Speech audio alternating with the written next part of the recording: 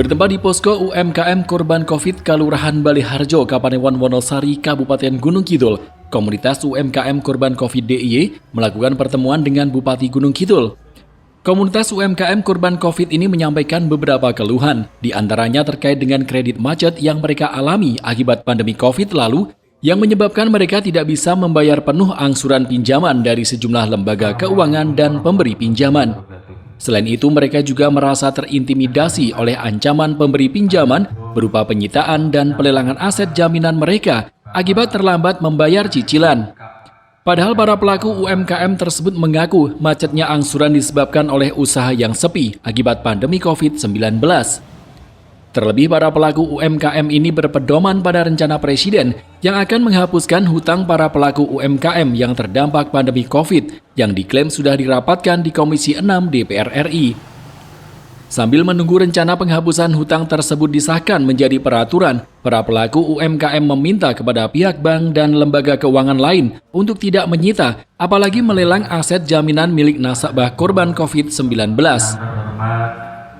Bahwa COVID itu nyata dan mereka itu bukan tidak mau bayar, cuma sedang susah. Jadi perlu ada pertolongan dari berbagai pihak yang berwenang agar ini tidak disita di lelang. Karena kalau disita di lelang itu harganya akan jatuh sekali.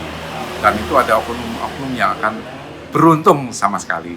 Saya kasih ilustrasi ya Pak, misalnya harga jaminan itu 1 miliar, dengan tekanan itu paling nanti laku hanya 500 juta. Dan itu nanti yang membeli adalah orang-orang tertentu. Nah ini kan kasihan yang punya. Dan langsung mati kalau gitu di lelang itu usaha itu mati. Artinya apa? Pengangguran yang terjadi. Jadi masyarakat luas pun akan terdampak. Nah. Sementara itu Bupati Gunung Kidul mengaku akan menampung semua keluhan para pelaku UMKM korban COVID yang terancam disita dan dilelang oleh pemberi pinjaman. Meski begitu, pihaknya berharap ada diskusi lebih lanjut, mengingat persoalan ini tidak bisa diputuskan oleh satu pihak saja.